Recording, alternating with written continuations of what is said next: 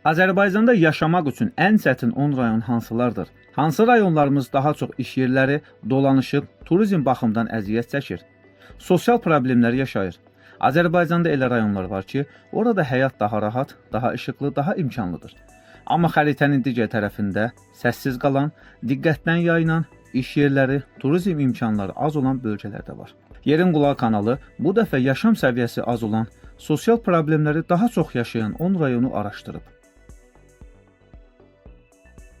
Hər gün yüzlərlə insan bu rayonlardan çıxıb Bakı, Sumqayıt, Gəncə kimi şəhərlərə üst tutur. Bəziləri hətta xarici ailəsini dolandırmaq üçün Rusiya və Türkiyəyə və digər xarici ölkələrə gedir. Bəziləri də kənddə qalır, amma hər gün daha çətin dolanışıqla mübarizə aparır. Bu siyahını tərtib edərkən 5 əsas meyar nəzərə alınıb. İş yerlərinin sayı və sabitliyi, iqlim, quraqlıq, isti, külək, sərt şərait, turizm və inkişaf potensialı, ailə dolanışığı və kənd təsərrüfatının real vəziyyəti, kütləvi köç. Niyə insanlar bu rayonları tərk edir? Budur, ölkəmizdə yaşamaq üçün ən çətin 10 rayon. Videomuza keçməzdən öncə kanala abunə olmağı unutmayın. Sizin dəstəyiniz bizim üçün önəmlidir. 10-cu yerdə Qobustan rayonu gəlir. Qobustan deyəndə hamının ağlına qədim tarix, qaya təsvirləri, tarixi abidələr gəlir. Amma gündəlik həyat tam başqadır. Əhalisi 50 min nəfərə yaxındır. Qobustanda hər 1000 nəfərdən 1-2-si boşanır. Rayonda bir şəhər, bir qəsəbə olmaqla 31 kənd var. Əhalinin əksəriyyəti kəndlərdə yaşayır. Bakıdan 101 kilometr aralıda yerləşir. Rayonun böyük ərazisi quraq dağlıq zonadır. Yağış az, su qıtlığı isə daimi problemdir. Elə kəndlər var ki, yayda su saatlarla verilir. Torpaq kənd təsərrüfatına imkan yaratmır. Turizm isə əsasən muzey ətrafında cəmlənib. Kəndlərə təsiri yoxdur. Çox adam səhər tezdən çıxıb Bakıda işləyir, axşam evinə qayıdır. 9-cu yer İmişli rayonu. İmişli uzun illər kənd təsərrüfatının mərkəzlərindən biri sayılsa da, bu gün vəziyyət fərqlidir. Rayonda 48 kənd, 2 qəsəbə və 1 şəhər var. Əhalisi 160 min nəfərdən çoxdur. Bakıdan 250 kilometr məsafədə yerləşir. Pambıqçılıq əvvəlki kimi gəlir gətirmir. Su çatışmazlığı isə hər il əvvəlkindən daha çətin olur. Yay ayları dözülməz dərəcədə isti olur. Temperatur 45 dərəcəyə yaxınlaşır. İş yerləri əsasən mövsümü olduğu üçün əhali sabit gəlir tapa bilmir. Kişilər iş üçün əsasən Rusiyaya üst tuturlar. Qazanclarını rayona göndərirlər. 8-ci yerdə Kürdəmir rayonu gəlir. Azərbaycanın ən isti rayonlarından biri. Kürdəmir, kür dəymir sözlərindən götürüldüyü ehtimal olunur. Əhalisi 120 min nəfərdən çoxdur. Əhalinin 80% kəndlərdə yaşayır. Kürdəmir Azərbaycanın mərkəzində yerləşsə də inkişaf baxımından çox geri qalır. Əsasən kənd təsərrüfatı rayonudur. Əsas problem şoranlaşmış torpaq və su qıtlığıdır. Rayonda sənaye yoxdur, turizm yoxdur, yeni investisiyalar da yoxdur.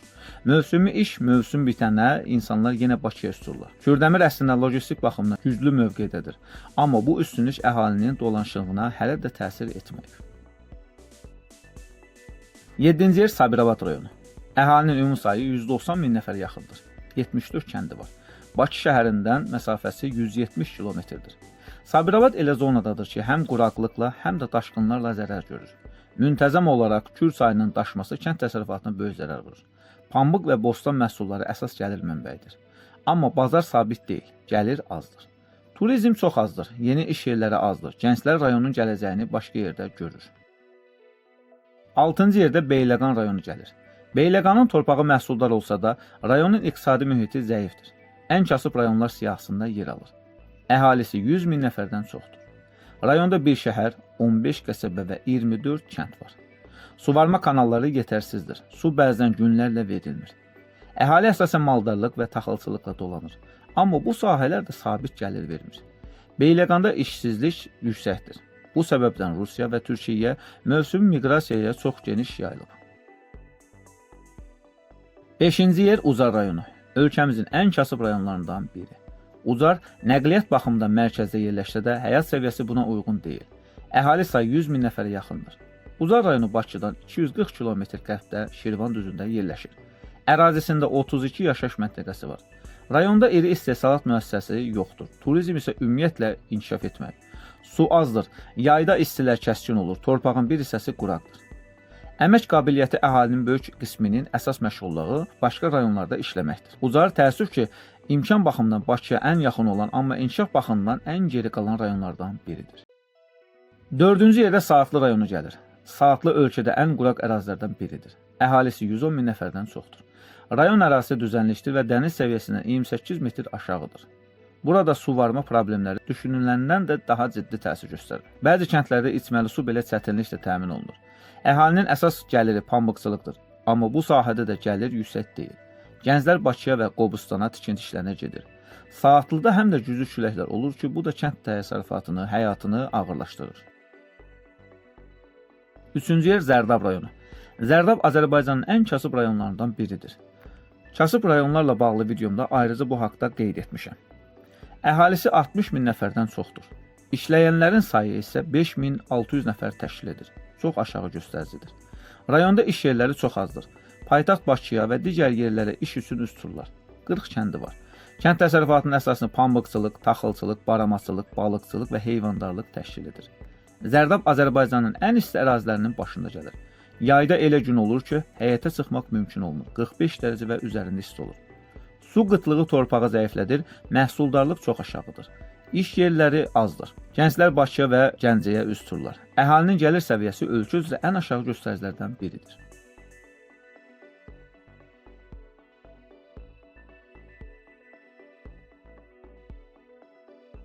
İkinci yerdə Hacıqabul rayonu gəlir. Hacıqabul iqlim baxımından yaşayış üçün ən çətin rayonlardan biridir.